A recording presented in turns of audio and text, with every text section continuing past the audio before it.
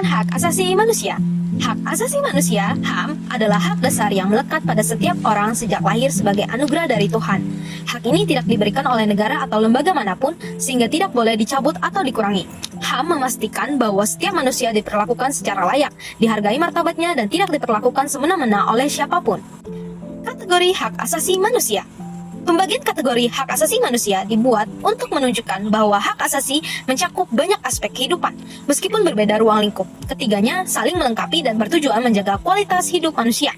Yang pertama, hak sipil dan politik.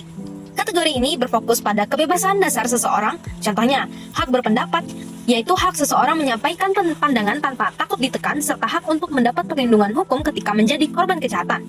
Hak-hak ini memastikan bahwa individu tidak diperlakukan sewenang-wenang oleh pihak manapun. Kedua, hak ekonomi, sosial, dan budaya. Kategori ini berhubungan dengan pemenuhan kebutuhan hidup yang layak. Contoh sederhananya adalah hak atas pendidikan.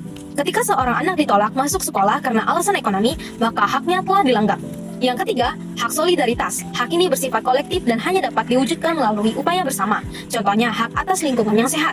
Jika lingkungan rusak akibat pencemaran, seluruh hak masyarakat terkena dampaknya. Hak atas perdamaian juga termasuk di dalamnya, karena hidup yang aman tidak mungkin tercapai jika masyarakat berada dalam konflik. Prinsip-prinsip hak asasi manusia atau HAM, di mana prinsip-prinsip ini merupakan pedoman agar pelaksanaan HAM dapat berjalan secara adil dan konsisten.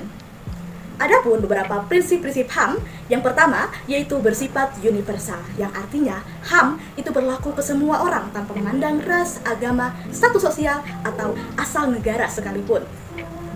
Prinsip yang kedua yaitu tidak dapat dilepaskan, yang artinya dalam kondisi apapun, seseorang lainnya tidak bisa mencabut hak seseorang dalam kondisi apapun itu. Prinsip yang ketiga yaitu tidak dapat dipisahkan. Kenapa? Karena hak itu saling berkaitan satu sama lain. Jika satu hak itu dilanggar, maka akan mempengaruhi hak-hak lainnya. Prinsip yang keempat yaitu saling tergantung, yang artinya hak-hak ini saling berhubungan. Prinsip ini mengatakan bahwa artinya HAM harus dipenuhi secara menyeluruh. Prinsip yang kelima yaitu keseimbangan antara hak dan kewajiban. Kita pasti pernah mendengar bahwa ada hak artinya ada kewajiban. Nah, yaitu kita sebagai warga negara Indonesia memiliki hak yang sama dan juga memiliki kewajiban sebagai warga negara Indonesia. Prinsip yang keenam yaitu partikularisme. Meskipun HAM ini bersifat universal, tetapi pelaksanaannya tetap memperhatikan norma-norma seperti norma budaya, sosial, dan norma masyarakat. Perkembangan sejarah hak asasi manusia atau HAM. Kita akan melihat perkembangan HAM dimulai dari Piagam Madinah, Magna Carta, Bill of Rights, hingga Deklarasi Amerika dan Revolusi Prancis, dan puncaknya yaitu HAM 1948. Semua menunjukkan bahwa hak asasi adalah milik setiap manusia. Saya akan membahas yang pertama dulu, yaitu Piagam Madinah 622. Intinya, mengatur kehidupan damai antara kelompok yang berbeda, seperti Muslim, Yahudi, dan lainnya. Menekankan perlindungan minoritas dan kewajiban saling menghormati. Kedua, Magna Carta 1215. Intinya, membatasi kekuasaan raja dan menegaskan bahwa penguasa harus tunduk pada hukum. Tiga, Bill of Rights 1689. Intinya, menegaskan bahwa warga negara memiliki hak tertentu yang tidak boleh dilanggar pemerintah, menekankan kesetaraan di depan hukum. Keempat, Declaration of Independence 1776. Intinya, menyatakan bahwa setiap manusia memiliki hak alamiah seperti kebebasan dan kebersamaan, serta pemerintah harus menghormatinya. Kelima, Declaration des Droits de l'Homme et du Citoyen. Intinya, menegaskan perlindungan kebebasan individu seperti kebebasan beragama, berekspresi, dan perlindungan dari penangkapan semena-mena. Keenam, Deklarasi Universal Hak Asasi Manusia atau HAM 1948. Intinya, menjadi standar global HAM setelah Perang Dunia Kedua, mencakup hak hidup, kebebasan, keamanan, pendidikan, dan banyak hak dasar lainnya. Dasar hukum hak asasi manusia di Indonesia. Hak asasi manusia HAM di Indonesia memiliki dasar hukum yang kuat, baik dalam konstitusi maupun peraturan perundang-undang. UUD Negara Republik Indonesia tahun 1945 menjadi landasan utama pengakuan dan perlindungan HAM di Indonesia. Setelah amandemen, UUD 1945 memuat secara tegas beberapa pasal yang menjamin hak-hak Dasar setiap warga negara. Pasal 28A sampai 28J UUD 1945. Rangkaian pasal ini secara khusus mengatur hak asasi manusia secara menyeluruh.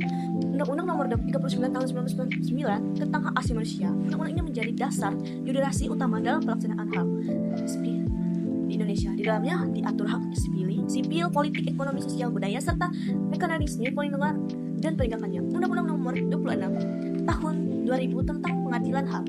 Undang-undang ini mengatur mekanisme pengadilan secara paksa. Dasar hukum tersebut menunjukkan bahwa negara memiliki tanggung jawab konstitusional untuk melindungi, menghormati, dan menegakkan HAM bagi seluruh warga Indonesia. Dengan demikian, penghormatan terhadap HAM bukan hanya kewajiban moral, tapi juga perintah hukum tertinggi yang bersumber dari UUD 1945. Selanjutnya adalah pelanggaran hak asasi manusia. Pelanggaran hak asasi manusia terjadi ketika hak dasar seseorang diabaikan, dirampas, atau tidak dipenuhi oleh individu, kelompok, maupun pemerintah. Pelanggaran ini bisa berupa tindakan langsung seperti kekerasan fisik maupun secara tidak langsung seperti diskriminasi. Secara umum, pelanggaran HAM terbagi menjadi dua jenis, yaitu pelanggaran HAM ringan dan pelanggaran HAM berat. Pelanggaran HAM ringan adalah tindakan yang melanggar hak asasi manusia namun tidak menimbulkan dampak luas, tidak bersifat sistematis, serta masih dapat ditangani melalui mekanisme hukum yang umum. Contohnya meliputi diskriminasi, perundungan atau bullying, penghinaan atau kekerasan verbal, pelanggaran privasi, menghasut atau menyebarkan fitnah, serta tindakan aparat yang tidak sesuai prosedur. Meski disebut ringan, pelanggaran ini tetap mencederai martabat manusia dan memerlukan penegakan hukum agar tidak berkembang menjadi bentuk penyalahgunaan kekuasaan yang lebih serius. Selanjutnya adalah pelanggaran HAM berat. Pelanggaran HAM berat merupakan tindakan yang dilakukan secara terencana, meluas, sistematis, dan berdampak besar terhadap kelompok masyarakat. Contoh pelanggaran HAM berat meliputi genosida, pembunuhan, kekerasan seksual, pengusiran paksa, perdagangan manusia atau human trafficking, perbudakan atau kerja paksa, serta kekerasan fisik berat lainnya. Di Indonesia, penanganan pelanggaran HAM berat dilakukan melalui mekanisme khusus yang diatur dalam Undang-Undang Nomor 26 Tahun 2000 tentang Pengadilan Hak Asasi Manusia. Pelanggaran HAM berat memiliki konsekuensi hukum yang lebih tegas karena menyangkut kejahatan yang mengancam nilai dasar kemanusiaan dan keamanan publik. Meskipun demikian, pelanggaran HAM berat di Indonesia sering terjadi berulang kali karena pengawasan internal terhadap aparat belum berjalan efektif dan pelaku dari kalangan aparat sering tidak mendapatkan hukuman yang tegas. Saya Fitriani, di sini saya akan menjelaskan tentang peran PPKN dalam memberikan pemahaman yang mendalam tentang hak asasi manusia. Yang pertama, menghubungkan materi HAM dengan kejadian nyata atau kehidupan nyata. PPKN tidak hanya mengajarkan teori, tetapi juga mengaitkan materi HAM dengan kejadian sehari-hari seperti di lingkungan sekolah maupun kampus. Dan PPKN mengajak siswa menganalisis kasus nyata seperti perundungan, diskriminasi, atau ketidakadilan, dan membantu siswa memahami bahwa HAM adalah bagian dari perilaku sehari-hari, bukan sekedar konsep dalam buku. Sehingga menumbuhkan empati dan kesadaran bahwa tindakan kecil pun dapat melanggar hak orang lain. Yang kedua, mendorong pembelajaran partisipatif. Agar siswa aktif dalam memahami HAM, PPKN menggunakan metode seperti diskusi kelompok untuk melihat berbagai sudut pandang, studi kasus agar siswa belajar menyelesaikan masalah secara adil, dan role play atau bermain peran untuk merasakan posisi orang lain yang haknya dilanggar. Untuk yang ketiga, menguatkan literasi hukum dan moral. PPKN juga memberikan pemahaman tentang isi pasal-pasal Undang-Undang 1945 yang memuat jaminan HAM dan lembaga yang melindungi HAM, mekanisme hukum ketika terjadinya pelanggaran HAM, dan sikap warga negara yang benar saat melihat ketidakadilan. Dan untuk yang terakhir untuk membentuk karakter reflektif dan kritis. PPKN berperan dalam membentuk karakter yang mampu berpikir sebelum bertindak, menumbuhkan sikap yang menghormati hak orang lain, melatih siswa untuk menyadari tanggung jawab moral sebagai warga negara, membantu siswa memberanikan menyuarakan ketidakadilan tetapi tetap menghargai peraturan. Dan dengan karakter ini, siswa tidak hanya tahu haknya tetapi juga menghargai hak orang lain.